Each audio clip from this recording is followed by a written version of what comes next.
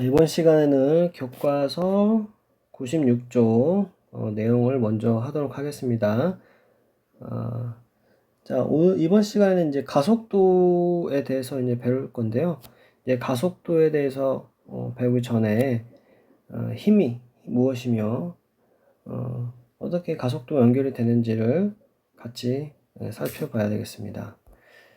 자, 우선 힘이 무엇이냐? 자, 힘은 영어로 이제 force죠. force니까 앞에 알파벳 F를 기호로 쓰고 있고요. 단위는 뉴턴입니다. 힘에 대한 개념은 좀 바뀌었어요. 예전에 이제 아리스토텔레스 시절에 사용했던 힘의 개념과 현재 뉴턴의 생각하는 힘의 개념은 좀 다릅니다. 아리스토텔레스 같은 경우에는 힘을 어떻게 생각했냐면, 예를 들어 운동장에 공이 굴러가다가 멈추겠죠, 그죠? 그 모습을 보고 아리스토텔레스라면 이렇게 설명했을 거예요. 공이 멈춘 이유는 공의 힘이 떨어져서 멈춘 거다. 공이 갖고 있는 힘이라는 게 있는데 힘이 떨어져서 멈춘 거다. 이렇게 이제 이야기를 했고, 그 후로 오랜 시간 동안 사람들은 힘을 그런 식으로 생각을 했다고 합니다. 근데 이제 보다 이제 정교한 운동들을 설명하지 과정에서 많은 오류가 있었고, 그래서 갈릴레이 이후에 뉴턴이 갈릴레이의 생각을 바탕으로 해서 힘을 다시 정의합니다. 사실은 힘이라는 단어가 아리스토텔레스 시절에는 없었던 건 사실이에요. 근데 이제 아리스토텔레스는 힘이라는 힘과 비슷한 개념을 그렇게 이해했던 거죠. 그래서 뉴턴이 굴러가다 멈춘 공을 보면 이렇게 설명했을 거라고 말해요. 공이 운동장에 굴러가다 멈춘 이유는 공과 바닥 사이의 마찰력 때문에 멈춘 것이다. 이렇게 설명합니다.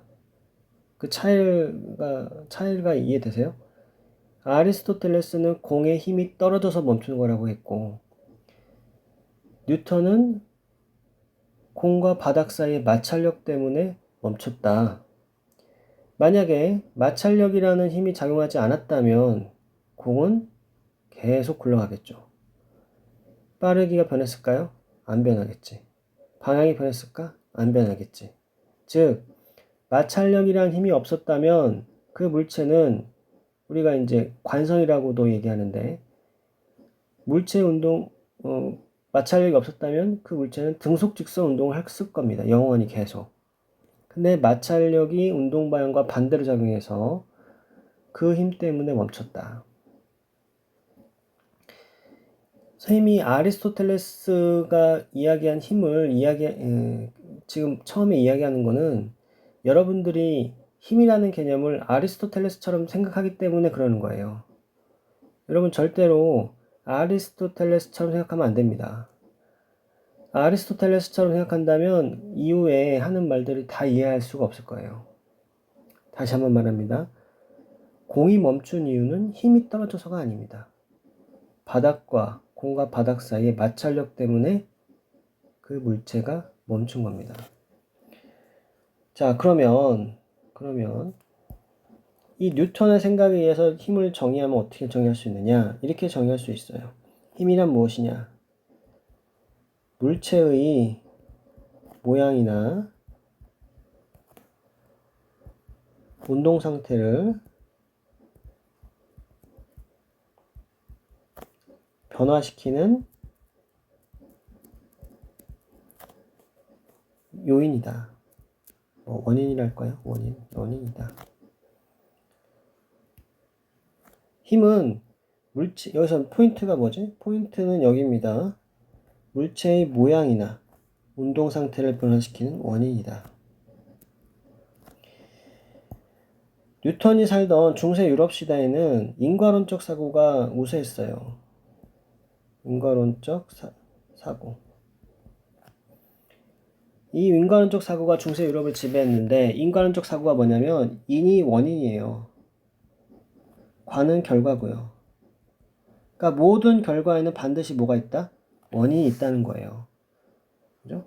만약 지금 배가 아파. 그게 바로 현상이나 원인, 결과가 해당되는 거겠지, 그지? 그러면 그 결과에 해당하는 원인이 반드시 있다 이거지. 예를 들어 뭐 어제 뭐 과식을 했다든지 뭐 상한 걸 먹었다든지 해서 그런 원인이 반드시 있다는 얘기입니다. 네. 그래서 어떤 물체의 모양이 변하거나, 그죠? 어떤 물체의 모양이 변하거나 운동 상태가 변했다면 반드시 그 원인이 있을 거고, 그 원인을 뭐라고 했어요? 힘이라고 한 겁니다. 그죠? 자, 그러면 또 이제 확장시켜 봅시다. 원인이 크면 결과가 어떨까요? 크겠지. 그죠? 그러면 운동 상태를 변화시키는 원인인 힘이 크면 운동 상태가 많이 변하겠죠. 그죠? 오케이. 그게 바로 인과론적 사고예요. 자, 좀 더 진행해 봅시다. 아니다, 이거 지우지 말까요? 자, 그러면 힘이 작용해서 모양이 변할 수 있고 운동 상태가 변할 수 있는데, 모양이 변하는 경우는 고등학교에서 다루지 않아요. 이건 대학 가서 할 거고, 뭐 건축공학과, 뭐 건축학과 이런 데서는 더 깊이 하겠죠. 그죠? 하지만 우리는 다루지 않습니다. 고등학교에서 다루는 것은 운동 상태의 변화만 다뤄요. 그러면 운동 상태가 구체적으로 뭘 의미하느냐? 바로 빠르기와 방향을 의미하는 거예요. 그죠? 그러면 빠르기가 변하는 운동이 있을 거고, 방향만 변하는 운동이 있을 거고, 또는 빠르기와 방향이 함께 변하는 운동이 있겠지, 그지? 그죠? 그러면 어떤 경우가 제일 어려울까요? 그렇지. 빠르기와 방향이 함께 변하는 운동이 제일 해석하기가 어려워요. 그래서 빠르기와 방향이 함께 변하는 운동을 좀 정량적으로, 그죠? 숫자를 써서 구체적으로 배우는 건 고3 때예요. 우리는 그냥 개념만 잡고 계시면 될 것 같아요. 자, 그럼 좀 더 진행하도록 하겠습니다. 우리는 가장 쉬운 빠르기만 변하는 상태를 다룰 거예요. 오늘은. 자, 그러면 빠르기와 방향을, 그죠? 좀 나타낼 수 있는 물리량이 뭐가 없을까? 바로 속도입니다. 여러분, 속도와 비슷한 말이 속력이라는 단어가 있죠. 그죠? 속력이라는 물리량이 있어요. 속력은 영어로 스피드고, 속도는 영어로 벨로시티예요. 벨로시티라서 맨 앞 알파벳 V를 기호로 씁니다. 이거 V입니다. 속력은 그냥 빠르기만 나타낼 뿐이고요. 속도는 빠르기와 방향을 함께 나타낼 수 있는 물량이에요. 그런데 우리는 지금 빠르기만 변하는 것만 지금 다루기로 했으니까 일단은 빠르기만 생각해 봅시다. 자, 그럼 속도는 어떻게 구하냐? 중학교 때 했지, 그지? S를 T로 나누면 됩니다. 자, S는 이동거리고요. T는 타임, 시간을 얘기해요. 왜 이동거리가 S냐? Shifting Distance라 해서 앞자 S를 쓴 겁니다. 어떤 교재는 디스턴스에 D를 쓰기도 해요. 근데 뭐 그게 그거지. 자, 그럼 생각해보자. 10초라는 시간에 A라는 학생이 100m를 갔고 B라는 학생이 50m를 갔어요. 그럼 누가 더 빠른 거지? 그렇지. 10초라는 시간에 100m를 간 학생이 50m를 간 학생보다 더 빠른 거지, 그지? 그죠? 그러니까 이동거리에는 비례하는 겁니다. 그죠? 그 다음에 이번에는 100m를 10초 만에 간 학생이 있고 20초 만에 간 학생이 있어요. 그럼 누가 더 빠른 거야? 그렇지. 10초 만에 100m를 간 학생이 더 빠른 거지, 그지? 그러니까 100m라는 거리를 가는데 걸린 시간이 적은 학생일수록 빠른 거죠. 그래서 빠르기, 즉 속도와 시간은 반비례 관계 있어요. 오케이? 네, 그래서 속도를 구하는 식은 이렇게 나타낼 수가 있습니다. 다시 속도는 거리, 이동한 거리와 비례관계고 걸린 시간에는 반비례 관계다. 지금 이렇게 말했을 때 공부를 많이 한 학생들이 이제 변이라는 거를 이미 알고 있는 학생들이 있을 거예요. 근데 이제 변이와 이동거리를 구분짓는 것은 이제 물리학 1에서 하시면 될 것 같고, 일단은 통용해서 쓰기로 하겠습니다. 자, 그러면 기호까지 따져봤고, 이제는 단위를 따져볼 거예요. 자, 선생님은 단위를 매우 중요하게 생각합니다. 단위만 잘 알고 있어도 외울 수 있는 공식의 양이 줄어들고요. 어려운 공식도 쉽게 외울 수 있거든. 자, 시간의 단위는 뭐야? 세크죠, 그죠? 그 다음에 이동거리의 단위는 뭘까? 거리니까 미터의 단위를 쓰는 거야. 그래서 속도의 단위는 뭐가 되는 거야? 미터 퍼 세크가 되는 겁니다. 자, 이게 퍼를 기준으로 해서 요건 분모고, 분자고 요건 분모가 되는 거예요. 자, 그래서 선생님이 속도가 몇 미터 퍼 세크입니까? 라고 물어보면 그 질문 안에 속도 구하는 식이 이미 들어가 있는 거야. 미터 퍼 세크니까 분자에다가 미터의 단위를 쓰는 거리 넣으면 되는 거고, 그죠? 이동한 거리 넣으면 되는 거고, 분자에다 세크의 단위를 갖는 시간 넣으면 되는 거거든. 어렵지 않죠, 그죠? 이렇게 나타낼 수가, 알아볼 수가 있습니다. 자, 그러면 다시 아까 힘이라는 개념부터 시작했잖아요, 그죠? 자, 그럼 보자. 힘이 뭐냐? 물체의 운동 상태를 변화시키는 원인이라고 했어요. 자, 그러면 원인이 0이면 결과도 0이겠지. 힘이 0이거나, 그죠? 즉, 힘이 작용하지 않거나, 또는 작용하더라도 그 작용하는 힘들의 합이 0이면, 다시, 힘이 작용하지 않거나, 작용하더라도 작용하는 힘들의 합이 0이면, 운동 상태의 변화가 있어요, 없어요? 없겠지. 운동 상태의 변화가 없어. 즉, 속도의 변화가 없어. 그러한 운동을 뭐라고 합니까? 등속도 운동이라고 해요. 그래서 등속도 운동이 뭐냐? 속도가 뭐야? 빠르기와 방향이라고 했지, 그지? 빠르기와 방향의 변화가 있어, 없어? 없는, 그죠? 물체의 운동이다. 힘이 0인 경우에 해당하는 거죠, 그죠? 원인이 없으면 결과도 없는 거지, 그지? 오케이? 자, 그런데 일상생활에서 등속도 운동을 관찰하기는 쉽지 않아요. 그지? 일상생활에서는 마찰 같은 걸 무시할 수 없기 때문에 일상생활에서 등속도 운동을 관찰하기가 굉장히 어려워요. 있다고 하면 에스컬레이터나 또는 이런 공항 가면 무빙워크 타죠. 무빙워크나 또는 공장에서 물건이 컨베이어 벨트에 이렇게 쭉 지나가는 그런 것이 이제 등속도 운동이라고 할 수 있고, 그거 외에는 일상생활에서 관찰하기가 매우 어렵다 이거야. 매우 어려우니까 시험에 잘 날까 안 날까? 예. 그렇게 많이 나진 않습니다. 그죠? 하지만 등속도 운동이 뭐라는 건 여러분들이 알고 있어야 돼요. 그죠? 자, 그러면 일상생활에서의 물체 운동은 대부분 뭐야? 속도가 변하는 운동입니다. 속도가 변해요. 그래서 사람들이 그러면 이 속도의 변화를 나타낼 수 있는 어떤 물리량이 있으면 참 좋겠다. 그래서 나온 게 바로 가속도라는 개념이에요. 다시 가속도는 뭐야? 속도의 변화를 알려주는 물리량이에요. 자, 가속도는 기호로 A라고 씁니다. 우리가 자동차 악셀을 밟는다고 하죠. 그때 A를 쓰는 거고요.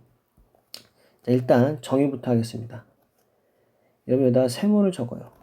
그렇다고 해서 세모라고 읽으면 안 되고 델타라고 읽는 겁니다. 델타 V를 T로 나누면 이게 바로 가속도입니다. 자, 그러면 이 델타는 뭐냐? 델타는 무엇의 변화량 이런 뜻이에요. 그래서 델타 단독으로는 쓰이지 않고 항상 뒤에 어떤 물리량이 붙어요.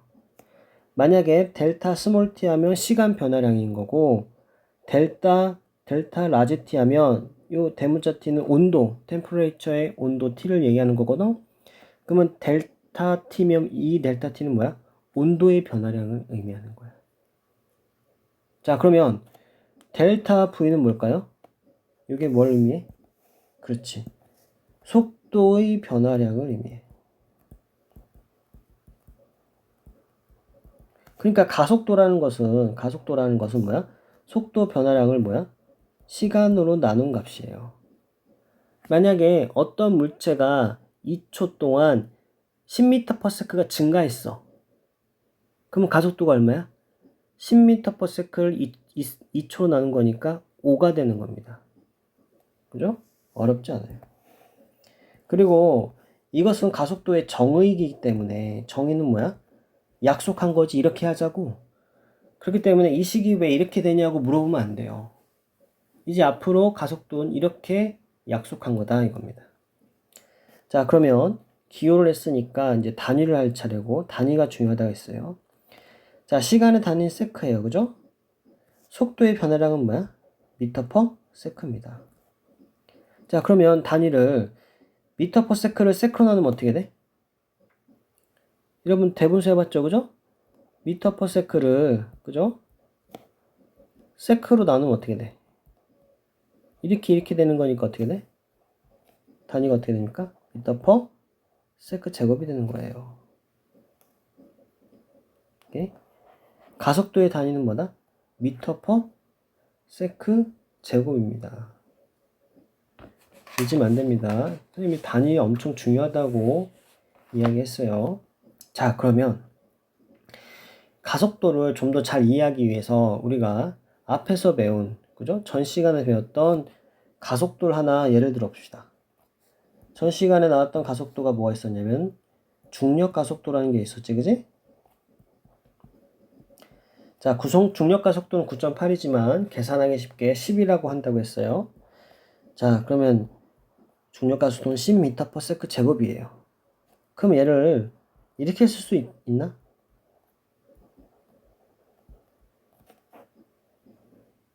10m/s 분의 1세크. 그죠?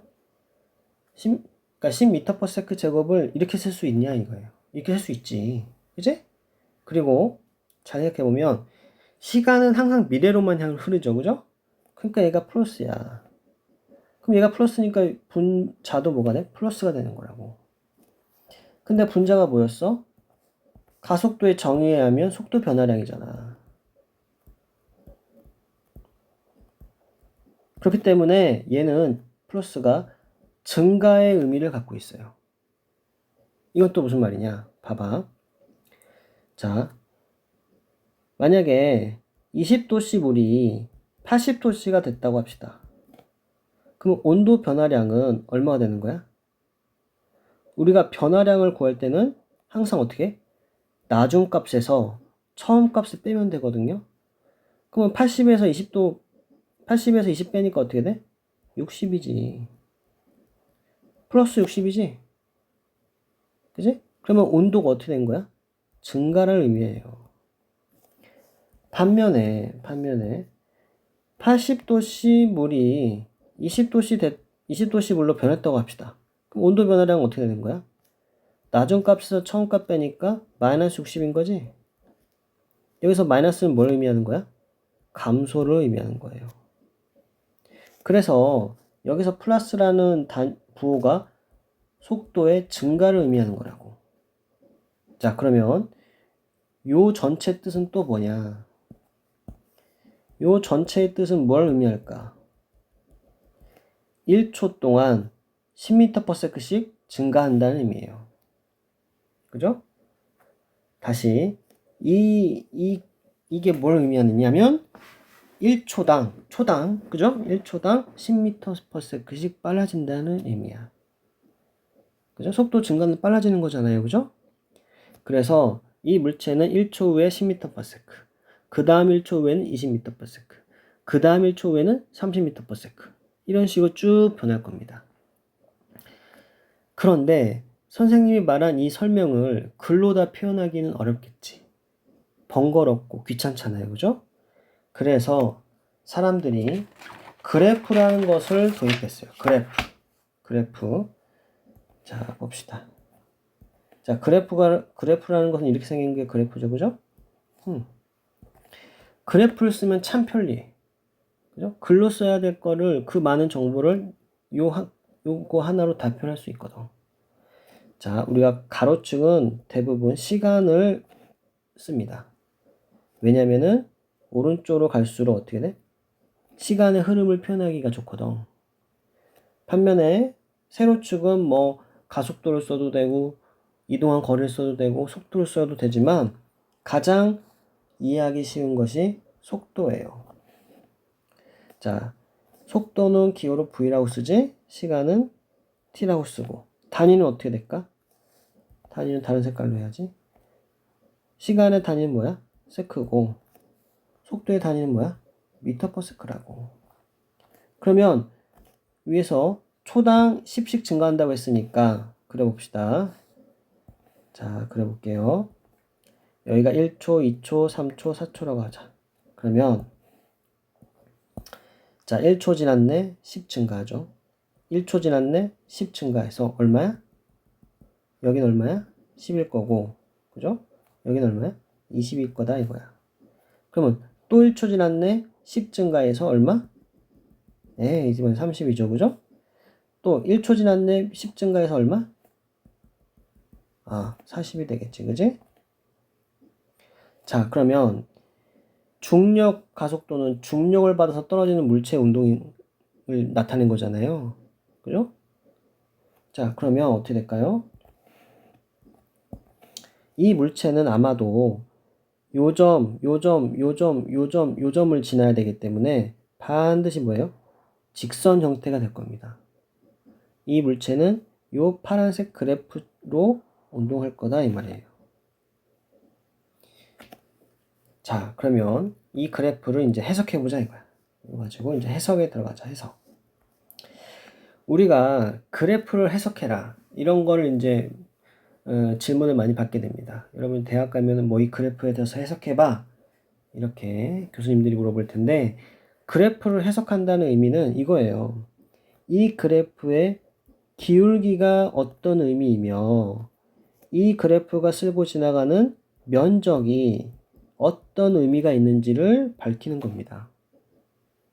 그래서 그래프에서 기울기와 면적이 엄청 중요해요. 참고로 그래프의 기울기를 구한다는 얘기는 수학적으로 미분한다는 얘기입니다. 여러분들 이제 내년에 미적분 배우겠지, 그지? 미분한다는 얘기고, 그래프가 쓸고 지나가는 면적을 구한다는 얘기는 적분한다는 얘기예요. 그죠? 미적분 누가 알려줬어? 미적분을 처음에 발명한 사람이 누구야? 뉴턴이에요. 물체 운동을 설명하기 위해서 미적분을 만든 거야. 만유인력 법칙 누가 만든 거야? 뉴턴이 만든 거야. 그 유명한 F는 ma 누가 만든 거야? 뉴턴이 만든 거고, F 힘에 대한 개념을 정립한 사람이 누구야? 그것도 뉴턴이야. 그죠? 엄청 똑똑한 사람이죠, 그죠? 자, 그러면 다시 본론으로 돌아와서 면적을 구한다. 면적부터 구해봅시다. 면적.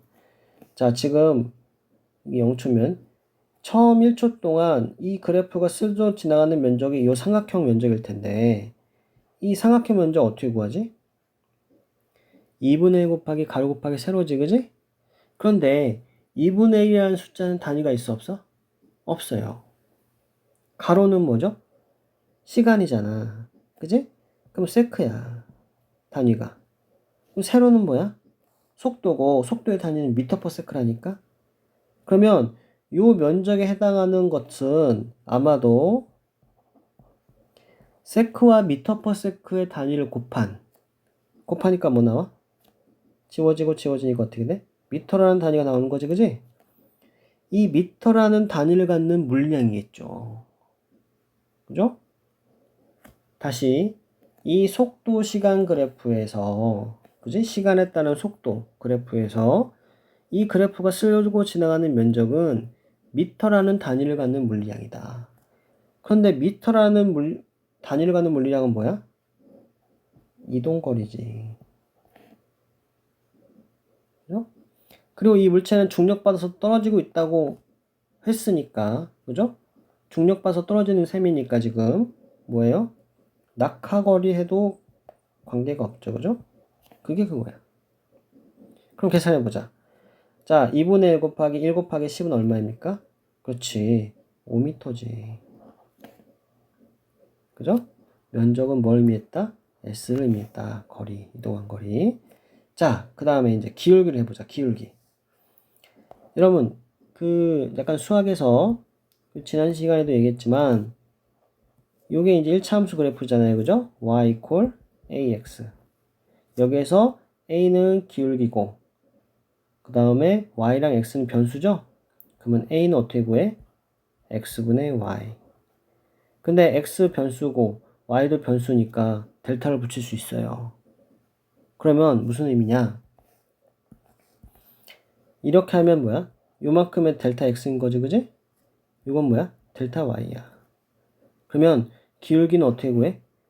가로분의 세로 하면 되는 거예요. 그죠? 그러면 봐봐. 이 그래프에서 기울기를 구해보자 이거야. 자, 기울기는 어떻게 구한다고? 가로분의 세로.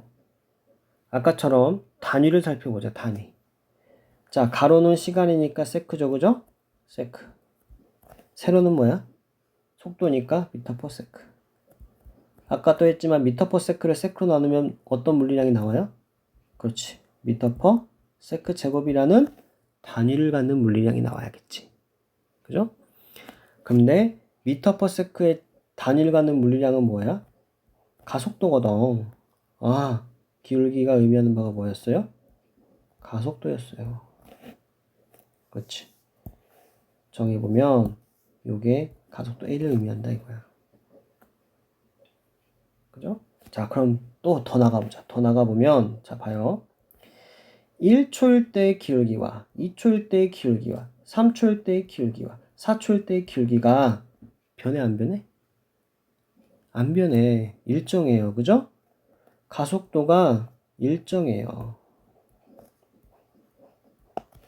그럼 가속도가 일정하다. 이거를 어떻게 쓰면 될까? 그렇지. 등 가속도 운동이라고 할 수가 있다라는 거야. 즉, 가속도가 일정한 물체의 운동이다. 아까랑은 좀 다르죠, 그죠? 아까 등 속도 운동은 뭐야? 등 속도고, 얘는 뭐야? 등 가속도야. 그지? 다 쓰지 않겠습니다. 다시, 가속도가 일정한 물체의 운동이 등가속도 운동이에요. 오케이? 여기까지. 자, 그럼 여기서 조금 더 나가봅시다. 자, 조금 더 나가봐요. 우리가 누구나 중학생도 알고 있는 식. F는 뭐야? ma죠, 그죠? 자, 여기에서 어떤 물체가 운동할 때 이 질량은 변해, 안 변해? 안 변하지. 이 물체가 떨어지거나 뭐 굴러가거나 할 때 질량은 안 변하잖아, 거의. 그죠? 질량 변화 운동은 거의 없어요. 얘는 일정한 값이야. 자, 근데 A가 뭐야? 가속도고. 등가속도 운동은 A가 일정한 거잖아. 다시 쓸래요. 다시 써봅시다. 가속도가 일정한 거야. A가 일정해. 그럼 우변이 일정한 거잖아. 우변이 일정하면 좌변도 일정해야지. 그죠? 근데 F가 원인이야? A가 원인이야? F가 원인이지. 아까 F 힘이 뭐라고 했어? 물체의 모양이나 운동 상태를 변화시키는 원인이라고 했고, F가 크면 속도 변화량이, 운동 상태의 변화량이 크다고 했지. 그죠? 다시 앞에 봅시다. 그죠? 힘이 원인인 거고 결과가 운동 상태의 변화잖아. 그리고 운동 상태의 변화를 나타내는 물리량이 가속도고. 맞죠? 그러면 F가 먼저야, A가 먼저야? F가 먼저인 거지, 그지? 자, 그럼 다시. 어떤 물체에 작용하는 힘이 F가 일정하면 그 물체는 무슨 운동한다? 등가속도 운동한다는 얘기예요. 다시, 어떤 물체에 작용하는 힘의 크기가 일정이 뭐야? 시간이 지나도 그 값이 같을 때 일정하다고 얘기하는 거지? 어떤 물체가 운동하는데 그 물체에 작용하는 힘의 크기가 일정해. 그럼 그 물체는 무슨 운동해? 등가속도 운동해. 그죠? 그러면 이 등가속도 운동의 대표적인 예가 뭐가 있어? 네, 중력받아서 운동하는 물체. 받아서 하면 좀 이상하고, 중력이 작용하는 물체 운동이다, 이거. 역시 이때도 공기 저항이나 마찰은 고려해야 하네요. 예, 무시하는 겁니다. 싹 무시하는 거고, 어떤 물체에 중력이 작용해서 뭐 떨어진다든지, 아니면 물체를 위로 던져가지고 다시 떨어진다든지, 아니면은 빗면에서 떼구르르 굴려가는 거. 중력이 없다면 빗면에 물체를 놨을 때 내려가지 않겠지, 그지? 다시 중력을 받아서 빗면을 따라 내려가는 물체의 운동. 떨어지면서 점점 빨라지잖아, 그지? 그렇게 중력을 받아서 움직이는 물체들은 떨어지면서 그 물체에 작용하는 중력 크기가 일정하기 때문에 가속도가 일정한 거야. 지난 시간에 설명을 했을 거예요. 내가 학교 옥상에서 잰 나의 그 어떤 물체의 중력의 크기와 학교 1층에서 잰 그 물체에 작용하는 중력의 크기는 같아요. 그냥 질량에다가 9.8 또는 10 중력 가속도만 곱하면 되니까. 그래서 1kg짜리가 1층에서 10N이라면 중력이 옥상에서도 10N인 거야. 거의 차이가 없어. 네? 지금 선생님이 좀 말이 좀 많아지고 있는데 선생님이 하고 싶은 말은 이거예요. 중력이 작용해서 움직이는 물체는 거의 다 등가속도 운동이에요. 그러면은 등가속도 운동이 중요할까요? 안 중요할까요? 중요합니다. 무척 중요합니다. 이 그래프 정말 중요해요. 자, 그럼 이 그래프를 조금 더 해석을 해보도록 하겠습니다. 자, 이번에는 어떻게 해석할 거냐? 다른 색깔로 해볼까요? 자, 이번에 1초 동안 낙하한 거리가 5m라고 했지, 아까, 그지? 그러면은 2초 동안 낙하한 거리는 요 삼각형 면적이겠네, 그지? 요 삼각형 면적은 얼마예요?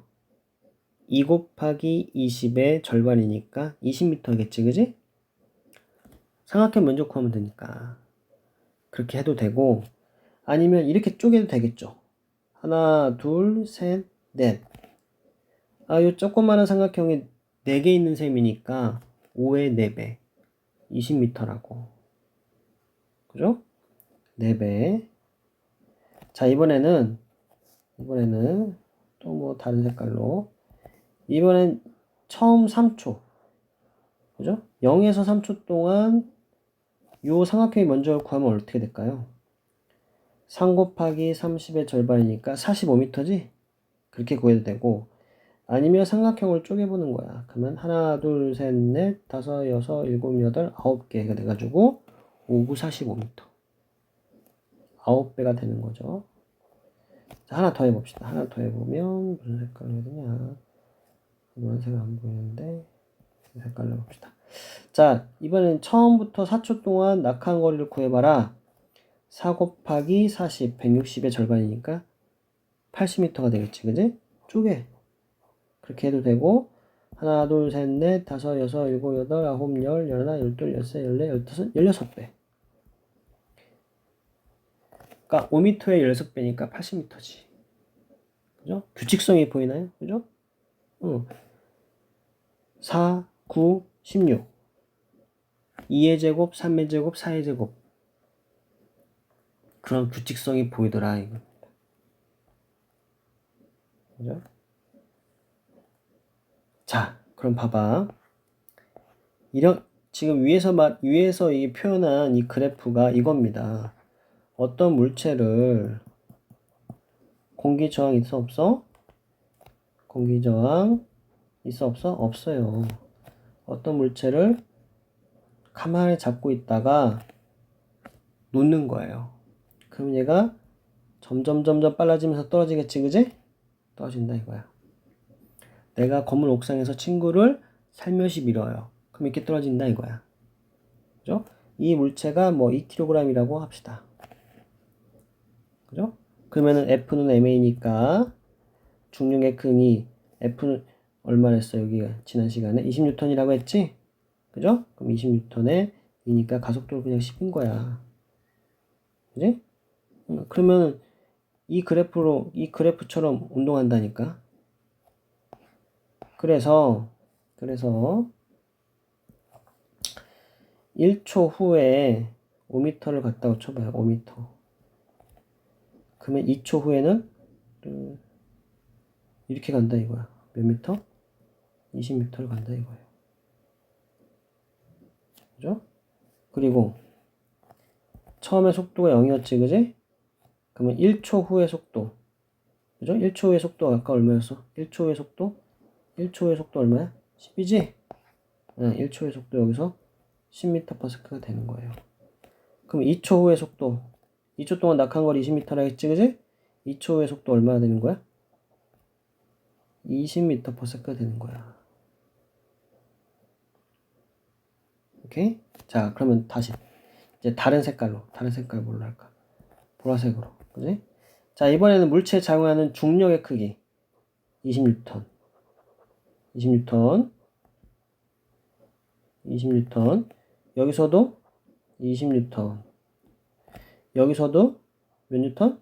20N. 자, 이번에는 4kg짜리 물체로 합시다. 그러면은 40N의 중력을 받겠지, 그지? 그죠? 하지만 질량이 4니까 가속도가 역시 10이 난다고요. 그죠? 그럼 가만히 잡고 있다가 놔. 그죠? 그럼 옆에 이제 4kg짜리 물체도 어떻게 돼? 1초 동안 5m를 낙하하고 속도는 10이 될 거고 2초 동안은 20m를 낙하하고 속도는 20m/s가 되겠지, 그지? 그러니까 어떻게 돼? 동일하게 떨어진다고요.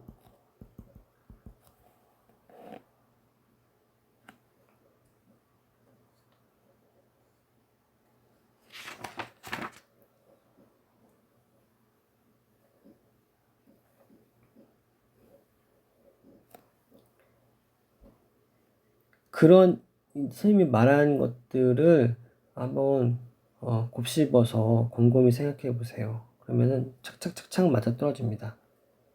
오케이? 자, 그러면 다시 오늘 배운 거 한번 살펴볼게요.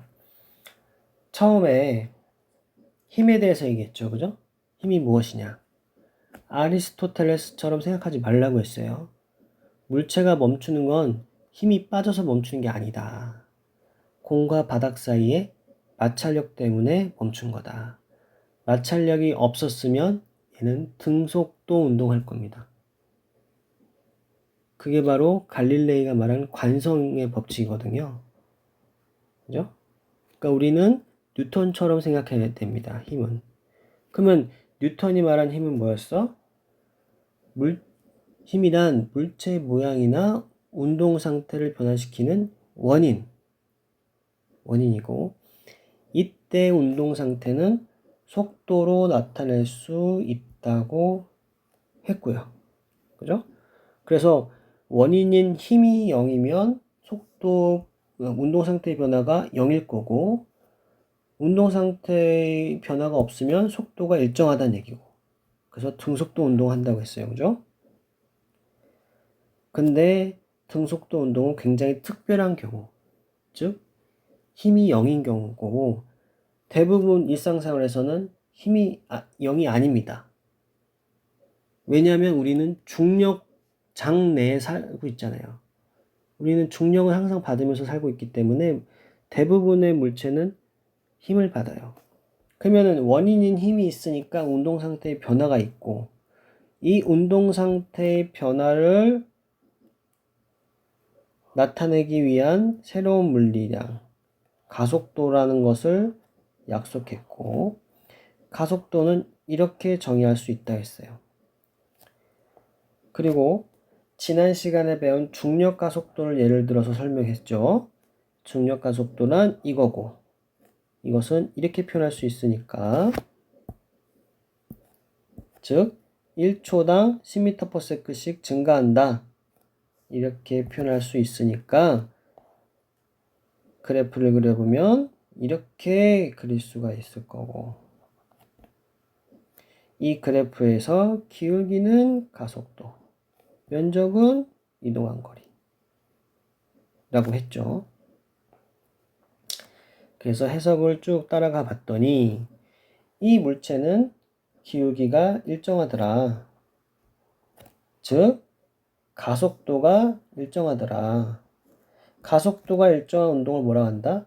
등가속도 운동이라고 했고, 등가속도 운동을 하려면, 즉 가속도가 일정하려면 그 물체에 작용하는 힘의 크기가 일정해야 하므로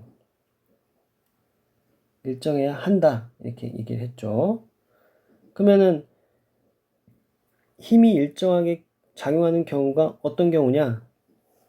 중력받아서 움직이는 경우, 운동하는 경우가 대부분 등가속도 운동이다 라고 했어요. 그래서 물체를 가만히 잡고 있다가 떨어뜨리거나, 물체를 아래로 집어 던지거나, 또는 물체를 위로 던지는 경우 어떻게 되는 거야? 다 중력받아서 운동하는 거지, 그지? 그렇기 때문에 이런 경우, 또는 빗면에서 물체가 떨어지는 경우 다 등가속도 운동입니다. 여기에서 가장 간단한 형태, 가만히 잡고 있다가 놓는 경우, 이런 걸 우리가 네 글자로 자유낙하라고 해요. 내가 오늘 옥상에서 친구를 살며시 밀어요. 그러면 그 친구는 자유낙하하는 거예요. 그 친구는 등가속도 운동을 체험하겠지. 그리고 나는 등가속도 운동을 직관하는 거고, 그죠? 이런 건 자유낙하라고 해요. 자유낙하의 경우 초당 10m/s씩 빨라지니까 1초 후의 속도는 10일 거고, 2초 후의 속도는 20일 거고, 그리고 그래프를 해석할 때 면적이 이동한 거리, 즉 낙하 거리이기 때문에 1초 동안의 삼각형 면적은 5m고, 그래서 1초 동안 이동한 거리는 5m가 되는 거예요. 그런 식으로 하면 2초 동안 낙하한 거리는 그 4배인 20m가 되는 거예요. 그렇게 해석할 수가 있습니다. 선생님이 같은 말을 반복하거나 좀 크게 얘기할 때는 그 부분이 중요하기 때문에 그런 거예요. 오늘 하는 수업은 다 중요합니다. 그리고 선생님이 오늘 수업한 것이 교과서에 다 나와 있진 않아요. 근데 그 다음 내용을 이해하기 위해서는 꼭 필요하기 때문에 수업하는 겁니다.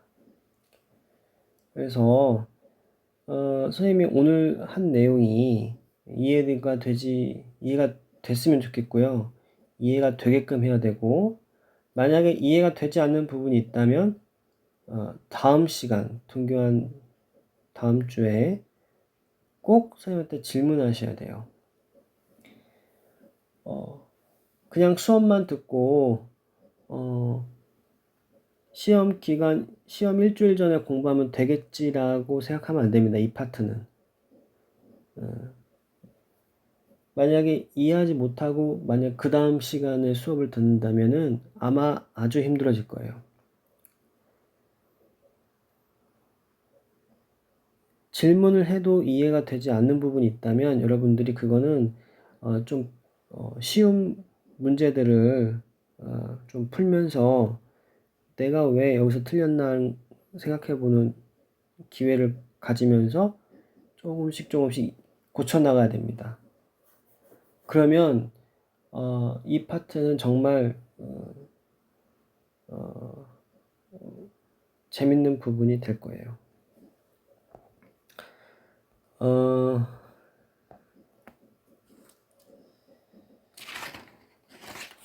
그래서 오늘은 여기까지 하고 다음 주에는